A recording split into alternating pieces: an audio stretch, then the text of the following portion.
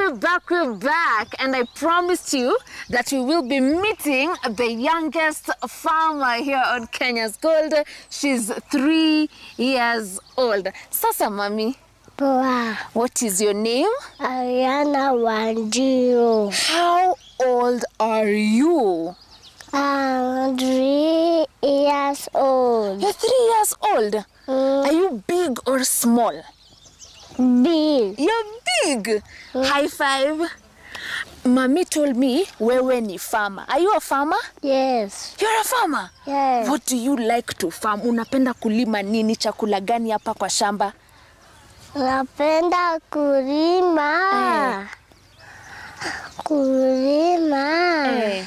Shamba. Unapenda kulima chakula gani hapa kwa shamba? Napea bori hizi. Hizi unapea bori? Alafu wewe ukikuja kulima, unapenda kulima nini? Broccoli. Broccoli? Yes. Hebu nionyeshe broccoli hapa kwa shamba. Ndio hiyo. Oh! Ndio hii broccoli. Hii ni umelima? Alafu hii ni nini? Hii ni nini umeshika, mama? Jembe. Aka ni kajembe kako. Ukikuja nako kwa shamba, hebu nionyeshe mtu analima aje. Hebu lima huku tuone. Tu. Hivyo ndo unalima? Hebu lima tena tuone. Utanifundisha? Hebu nifundishe, nishike wapi? Hapa. Hapa. Alafu nikishashika Nafanya hivi. Oh, nishike hivyo alafu nifanye hivi. Haya, wacha nifanye alafu niambie kama nafanya vizuri. 1 2. Nafanya vizuri kama wewe? Thank you. Asante kwa kunifundisha. Unakuja kwa shamba na nani? Mom. Saa ngapi? Saa. Bili. Hebu lima tena kidogo tuone venye wewe unalima kwa shamba. Ukipanda broccoli. Hivyo ndo unalima ukipanda broccoli? Alafu unaambia watoto wengine huku walime? Unawaambianga? Hebu angalia hapa. Hapa. Alafu ambia watoto wengine wakuje kwa shamba, waambie watu wadogo wakuje walime na wakubwa.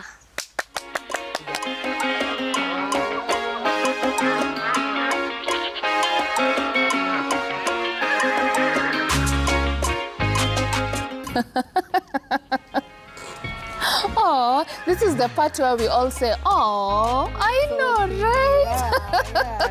So nice to see our youngest farmer here on Kenya's Gold. Very soon, she's going to be sitting here where you are, talking to us about broccoli. Hopefully, she'll be even exporting to the international market. Great. All right, so it's time for our gold conversation, and we are joined by Elizabeth Wamboi. Thank you so much for making time to be with us. She is an agricultural consultant, and she has been in this space for 5 years and over. Thank you so much for being with us today. Kwanza tu kwa kuona hiyo feature, kuona katoto kadogo kako miaka 3. Ukiwa 3 years ulikuwa unafanya nini, Eliza? Hata sikumbuki. Look at her. She knows she likes broccoli, so that's great. All right. So now when we're moving to the agenda of the conversation, ukisikiza the lady that we had, our farmer for the day, ameongea kuhusu anapanda cauliflower, anapanda broccoli, lakini sasa ndo hiyo hakuna market. And it's very good produce. You can see inakaa vizuri. Shida iko wapi? Shida mostly, I think one of the main problem is probably certification. Not many farmers know that certification is very important to place you in a competitive market. The market is there, but everyone is very keen to what are they taking in. Is it food safe?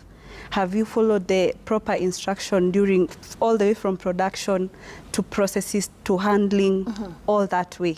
Right. Yeah. So as a farmer, what you're trying to say is, nisiende tu kwa shamba, nilime, na nikae ningoje market. It would be nice to have some kind of certification. All right. So we know bodies like AFA, we know KEFIS, we know HCD. Is this the regions where we are, the spaces where we are going to get the certificates, ama tunatoa wapi? There are bodies which give the certificates, but you need to have prior experience, because they come and audit your farm, they come and audit your processing space to determine whether you're good enough to get that certification.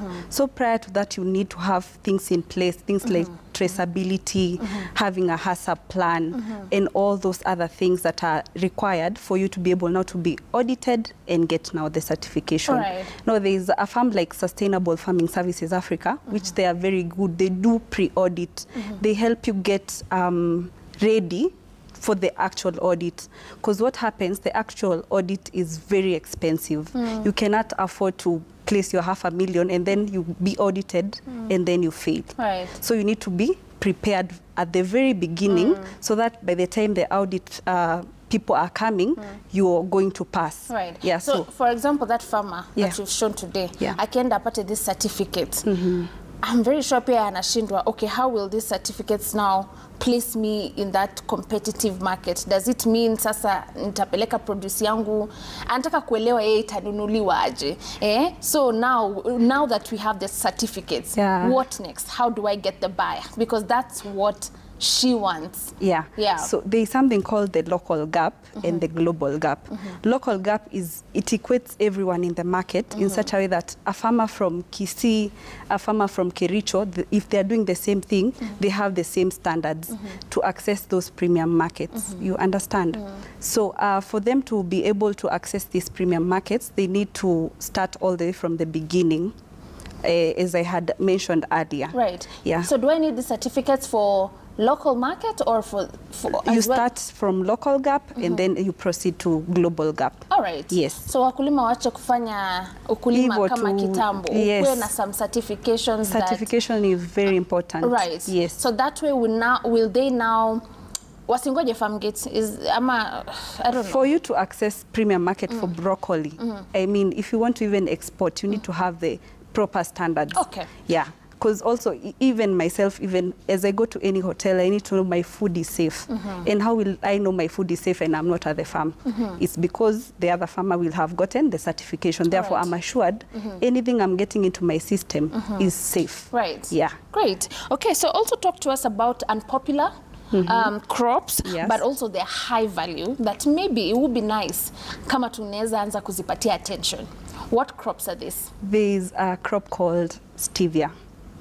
Stevia is a very lucrative crop, and it is a substitute for sugar. Right. Everyone now is health conscious, and they want something that is, you know, 0 calories, something that they're sure whenever they're taking into their body, it is not going to up, because there are a lot of issues in the health sector. Right. Yes. So we'll get into stevia some more, kwa sababu ni kitu ambayo hatujazoea kusikia. But also tell us some more, you know, unpopular crops that farmers need to be paying attention to. Also, considering that we are in the wake of climate change. Yes. Crops ambazo zinaweza withstand what is happening to hali ya anga. Yes. There is a crop called bambara nut or njugumawe. That is a local name. There is another crop called the sweet orange sweet potatoes, flesh orange sweet potatoes, sorry. There is things like ndoma. They are very drought-resistant crops. Right. Yes. Is this why we're bringing in the sorghums as well? The sorghum, the millet. Popularity has really gone. It has gone down. Yeah. All right. So most of the crops that you have mentioned, ambazo, you've said they're unpopular but high value. Yeah. Umesema kuna hiyo kama stevia. Yeah. Umesema kuna groundnuts. Umesema? Bambara nut. Bambara nut. Yes. It's a kind of a groundnut. Yes. It's me hata zingine nazisikililia na wewe, and I'm someone who's in the agricultural space a lot. So what happens in there? Are we focusing on also creating awareness on different kinds of crops? You as the agricultural experts, consultants, kwa sababu pia unapata, look at our farmer for today, what they're growing is very nutritious. Yes. Lakini the village, the people around the communities, the villages, unless wametoka kwa urban center, unapata hata kuipika hawajui. So we end up just depending on the same old cabbage, you know. Yeah. So how can we bridge that gap so that we can open our eyes to eating more nutritious food and also creating market for them as well? I think the first platform is here. We are speaking about it. Great. Technically. Anyone who comes across Bambaranat from today, they will know there is something like Bambaranat. And also there, you need to be informed on our social medias. We need to create more awareness. I believe there is that knowledge gap that is there, and people need to learn more about these nutritious foods, not only to depend, because unapata why she does not even have market is mimi nitakula kales zenye nimezoea. I mean, what is broccoli? What do you mean by broccoli, and what is its advantages? So not unless you get that information through platforms like this, getting people to come speak about now these high nutritious foods that are very unpopular. People, they have that knowledge gap, right. I can say. Yeah. Maybe the same way to influencers online, and they will influence different things. Food influencers. Food, and not food influencers for restaurants, like food influencers for, like, you know, that at the farm. Bambaranat, Yes. and it becomes like a real cool thing to do. Yes. Because a lot of times utaangalia influencer kama unataka mambo ya fashion, mambo ya makeup, and you follow them and you buy what they endorse. Yeah. So maybe we need to have agricultural influencers, right, at the very farm level. Yeah, maybe that's something that this new generation, the Gen Zs, need to come up with, so that we open our eyes to the much that is there in the agricultural space that we have not yet explored. Yeah. Now, with that, we're taking our second break here on the program. When we come back, we'd like to learn more about stevia. Umesema ni a crop that can be a substitute for sugar. Already as a country, the level of sugar that we are importing is overburdening us. So let's see if this can help us reduce the stress that we are having when it comes to sugar. So after this break, we will talk about stevia, tutaonesha jinsi inavyokaa, and the factors that support the growth of stevia. That and more after this break.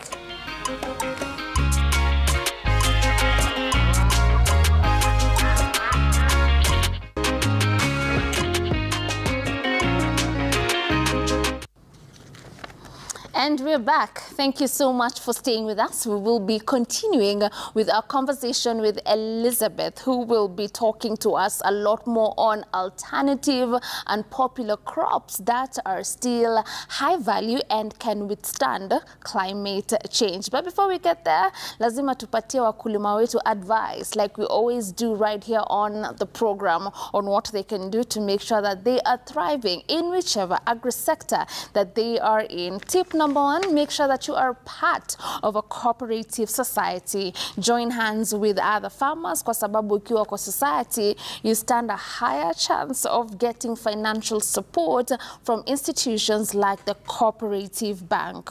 Also, in your cooperative society, umeona feature ya kwanza. Mkulima ako pale, amepanda cauliflower, amepanda broccoli, lakini hana market. But when you are together in your society, you're able to aggregate your produce together, mnaweza tafuta market, and you will be able to supply a bigger market. Therefore, inakuwa rahisi hata kupata mambo ya soko, kwa sababu ukiwa peke yako kujifanyia kila kitu inakuwa ngumu. But when you are with members in your cooperative society, it becomes easier, because you will also be producing good quality, mnapata professional agronomists, na pia mnaweza kupata soko. So dear farmer, make sure haufanyi kila kitu ukiwa peke yako. Join hands with other farmers, and remember, it's not rocket science to form a cooperative society. Mkiwa to 10 members, you're able to register your cooperative society and enjoy the benefits of being in a cooperative society. So if you have not joined one,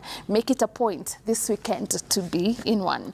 Now we are back here with Elizabeth to continue with our conversation. You have opened our eyes to a crop that we did not even know so much about. Inaitwa stevia. Yes. All right, so you can have pictures of that, and so this is a substitute for sugar. Natural substitute. Natural, zero calories. Zero calories. Now, ukikompare utamu na hiyo sukari ya kawaida, which is sweeter? Oh, it's said it is 200 to 300 times sweeter than the normal sugar that we take. Is it? So just a pinch of it in the tea and you're good to go. And it's healthy. Very healthy. How much of it is being grown here in Kenya so far? Currently, it is 3,000 hectares as we speak, but I think people are now starting to get the knowledge and they're starting to start farming. 3,000 hectares yes. of agricultural land in Kenya is under stevia. Yes. Which regions are this that wameshaanza kuembrace? Kwa sababu mimi, the first time I had stevia was this week.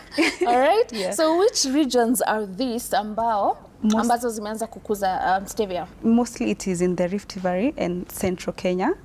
Places like Laikipia, Kericho, Nakuru, Nandi, and many other places. The climate is just the highlands. All right. Yes. So the conditions that favor the growth of the stevia? Definitely. Colder areas. Colder areas. Central and Rift Valley. All right. Yes. Ukipanda kwa shamba, how long does it take to reach maturity? In a year, you can harvest it 3 to 4 times. Right. So it takes a maximum of 3 months. Right. All the way from planting now to harvesting. Right. Yes. So for the stevia, are we harvesting the leaves, the fruit, the roots? Hiyo sukari inatoka wapi? What is being processed so that it becomes a sugar? Do we have processing plants of the same here in Kenya? Kunaendaje? What are we harvesting here? So we harvest the leaves, and there's something called stevia glycoside. That is the extract that is processed from the leaves to get now the sugar. Right. Yes. So what is it the same way kama unaweza kuwa unavuna majani chai? Hapana, hiyo inakatwa tu. Inakatwa tu. Unakata. Yes. All right, and then it regenerates itself. You can harvest, you say, like 4 times? 3 times in a year, yeah. And then now you'll have to grow afresh. No. The plant can be able to grow for 7 years. Okay. Yes. 7 years, every year you harvest 3 to 4 times every year. Right. So it's like sugar cane, but now sasa sugar cane, it matures after 2 years. This one, it is a substitute of sugar, but you can harvest it 3 to 4 times in a year. So let's say nipande leo, it will take how long before it's ready for harvesting, mefika maturity stage? February, early March. Late February, early March, yeah. So it takes about 3 to 4 months. 3 to 4 months. Yes. All right. Do we have propagators of the seedlings? Do we have mbegu unatoa wapi? And as of now, kwa ule mtu anasikiza, and for them this is, an investment that they would like to get into, given that we know what is happening to us when it comes to sugarcane. Tunatoa sukari yetu pale, lakini there's so much challenges in that agri-sector, and a lot of efforts is being put to revive it. Yeah. But before we get there, already just by January this year, our sugar importation surged by 130%. So for someone who's listening, na anaona nika hapa kuna opportunity, is this the right time to get into it? Nikivuna napeleka wapi? It is a very lucrative farming, because stevia, unlike sugar, it just takes 2 to 3 months. Right. So sugar, it takes 2 years to mature. So which means this, in a shorter period, you have your stevia. Okay. I think the second thing about it is because we are really advocating for the seeds, to get the right seeds, the right certified seeds in Kenya. So when people now start uptaking, that business of now being a seed propagator will also open up. Right. The doors. So now when nikipanda as a farmer, kama huyo mwenye ako Kericho, huyo mwenye ako Uasin Gishu, yes, where do they take them? Do we have centers that they will? Because I understand we are not yet processing it here. Yes. It has to be exported elsewhere, yes, where it's processed in acquire sugar, yes, and then it's sold back to us. That's yes, the problem. Almost every agri-sector, value addition, we are it's outside. A problem, yeah. People value add our products for us, and then they sell us very high prices. Makes me so angry. But here we are again with the stevia. Yeah. So mkulima akivuna yu anapeleka wapi? Ukivuna, you dry it up, and then there is an export market for it that we cannot even contain. The demand is so high. Up. Yes. Yeah. Would you know how much it's going for? Nikivuna, are they selling it per kg? Yeah. Per kg is going for 200 or 300 shillings. No. Yes. No. Yes. Usifa nikatafuta shamba hii weekend niweke stevia. Hata mimi nimeshaanza. Na nikikosa market nakuletea. Nishaanza. Muniletea by the way. For real? Yes. So really? Start, you bring it to me, I'll know how to export it. So 200 to 300 per kg. Yes. Na inamea na 4 months. Yes. Na wewe you're stuck with sugar. Mbegu mahindi. I mean, why? No way. Yeah. So this is what we are going to do, Elizabeth. We are wrapping up the program now, but I'll task you to take me to a farm. Yes. So that we can see this stevia ikipandwa, tuvune, to export. Kabisa. Na tukunye chai yenye Anytime. tumekorogia stevia. Definitely. Ships me on that. Viewers wameona. So we do have a deal. Today we have introduced you to an unpopular but high value crop, which is called the stevia, and it's being used as a substitute for sugar. The problem is we are not yet value adding it in the country. Kama kawaida tunapeleka nje, which we need to work on. So very soon we'll go to the farm and make sure that we show you how to grow the stevia correctly. Yeah. Thank you, Elizabeth, for creating Most that welcome. awareness. Yeah. And that's where we wrap it up today and this week. We'll see you again next week with a lot more when it comes to all matters agriculture. Thank you so much for watching. My name is Violet Sangina. Goodbye.